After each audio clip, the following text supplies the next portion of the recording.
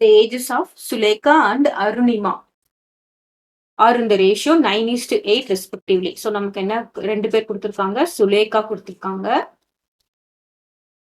Arunima. Let the ratio be x நம்ம எடுத்துக்கிறோம். The ratio be x.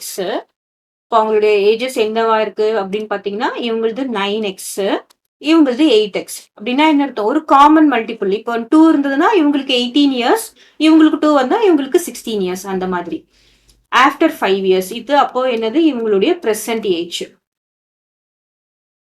After 5 years அப்படின்னா என்ன பண்ணணும்? ரெண்டுத்துக்கூடையும் 5 நம்ம ஆட் பண்ணணும். ஆஃப்டர் 5 இயர்ஸ் பின்னா என்ன அர்த்தம்? 9x plus 5. இவங்களுக்கு 8x plus 5. சரியா? The ratio of the ages will be 10:9. இப்போ நமக்கு ரேஷியோ மாறுது. என்னவா ஆகுது அப்படின்னு சொல்றாங்க?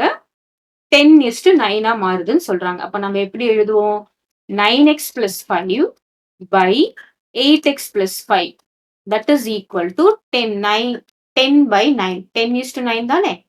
அப்போ 10 by 9. இந்த மாதிரி உங்களுடைய ரேஷியோ மாறிடுது. ஆஃப்டர் 5 இயர்ஸ்க்கு தான் உண்டான ரேஷியோவை நம்ம எழுதணும் அக்கார்டிங் டு த கொஸ்டின். இப்ப என்ன ஆகுது? இங்க 9 இங்க போகுது, இது இங்க வருது. அப்போ 9 multiplied by 9x plus 5 equal to 10 multiplied by 8x plus 5. ஓகேவா? இப்ப என்ன பண்ணணும்? 9 உள்ளுக்குள்ள நம்ம மல்டிப்ளை பண்ணணும்.